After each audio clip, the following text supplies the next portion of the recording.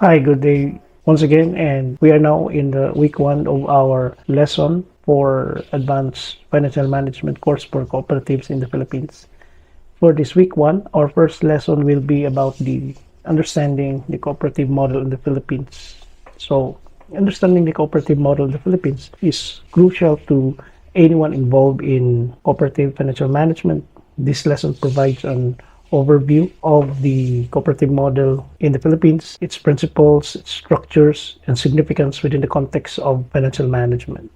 This lesson for understanding the cooperative model will be divided into an introduction for the cooperative, which we will be tackling about the definition, the principles, and the cooperative model in the Philippines. What is the historical context, the types of cooperative, and the structure and governance, and its significance in financial management. So the financial sustainability, the member participation and empowerment, and the community development.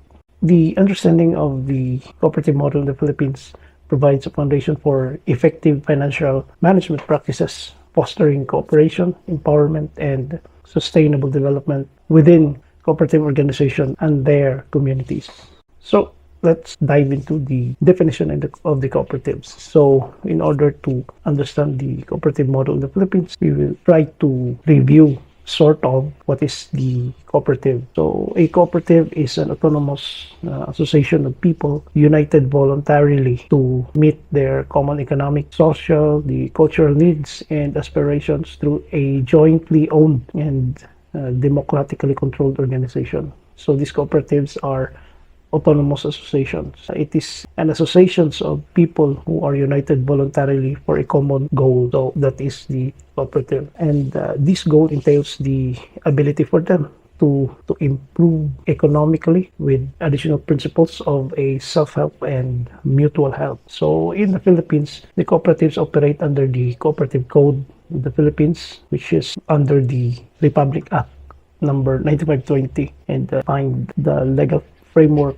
and operational guidelines for the cooperatives. So in the principles of cooperation, cooperatives worldwide adheres to 7 internationally recognized principles. Number 1 is voluntary and open membership. So cooperatives are, or cooperative members can apply for membership voluntarily. Number 2 is democratic member control. All the cooperatives are controlled by the members. The members of the General Assembly is the highest governing body of the cooperatives. Number 3 is the economic participation by members. So the members participate in the economic activity of the cooperatives and the community as well. Number 4 is the autonomy and independence. So the cooperatives are operating autonomously because these are member controlled. And number 5 is education, training, and information. The education component of the cooperatives molding the members to a livelihood or to the ability to help each other through a self-help and mutual help organization like a cooperative is very important. So there will be a continuous training and education for officers, management, and members of the cooperative. Number 6 is the cooperation among cooperatives. So under a normal circumstance, cooperatives help each other like a big brother helping small brothers. So big cooperatives or cooperatives that have grown up will also help the smaller cooperatives, whatever the classification for this cooperative. And lastly, the number 7 is the concern for the community, because the cooperative is based on the economic upliftment of each member of the cooperative. So it means to say that members grow economically together. So that is the principle of cooperation. Now, let's go to the cooperative model in the Philippines in the historical context. The cooperatives in the Philippines have a rich history dating back to the early 20th century with roots in the agricultural sector. The first cooperatives created is in the agricultural sector.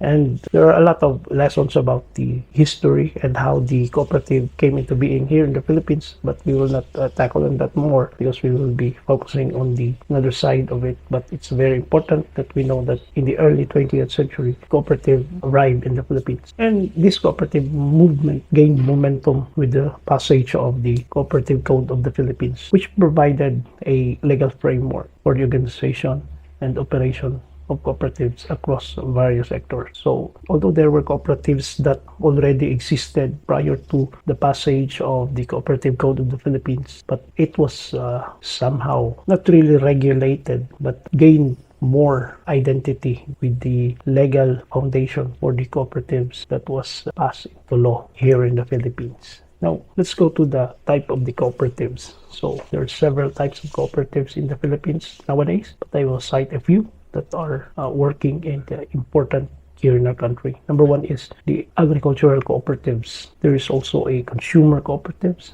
We have also the credit cooperatives. We have the service cooperatives. We have the transport cooperatives, and we have the multi-purpose cooperatives. Now let's go back to the first, which is the agricultural cooperatives. It is primarily focused on the agricultural production, the marketing, and the services in as far as agricultural activities are concerned.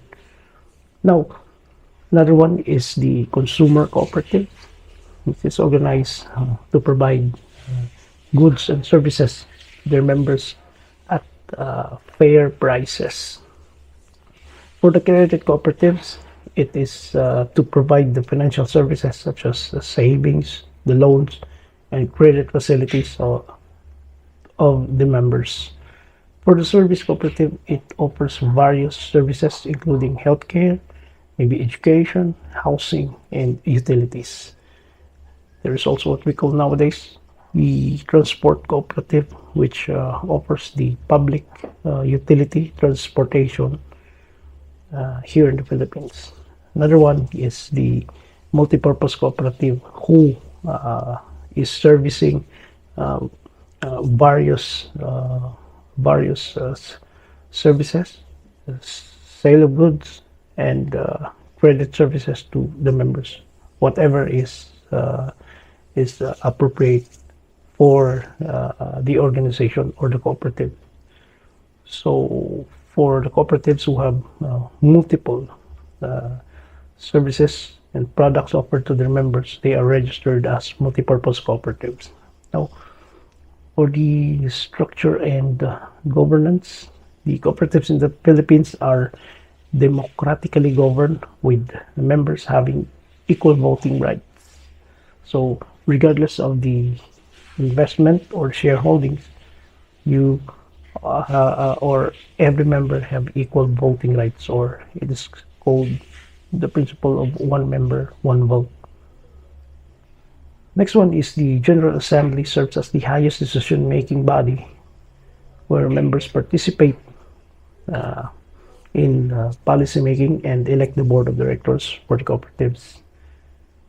The board of directors oversees the cooperative's operation, sets strategic direction, and ensure compliance with legal and regulatory requirements of the cooperative. So it is led by the management under the leadership of a general manager or CEO, and is responsible for the day-to-day operation and implementing policies set by the board. So what is the significance of the financial management in as far as the these things are concerned? So as far as the financial sustainability is concerned, the cooperative model emphasizes the financial sustainability, aiming to generate profits for the benefit of its members while ensuring long-term viability and growth. So financial sustainability, it is also effective financial management practices, including budgeting, cash flow management, and investment strategies are essential for the achievement of the financial sustainability. Now, the member participation and empowerment. So cooperatives promote economic participation and empowerment among members by providing access to financial services, investment opportunities, and income generating activities. It is also The transparent financial management practices fosters trust and confidence among members, encouraging active participation in cooperative activities and decision-making process. So, also another significance of the financial management is in the community development, where cooperatives play a vital role in community development by addressing economic, social, and environmental needs. And through the financial management initiatives such as community development funds and social responsibility programs, cooperatives operate to poverty reduction, livelihood enhancement, and sustainable development in their communities. So, the understanding of the cooperative model in the Philippines provide a foundation for effective financial management practices, fostering cooperation, empowerment, and sustainable development within the cooperative organizations and their communities. So, that is all for the lesson one in our week one, which is the understanding the cooperative model in the Philippines in the context of financial management. So, see you in the next lesson. We will be tackling about the importance of financial management in cooperative sustainability. Thank you very much and have a good day.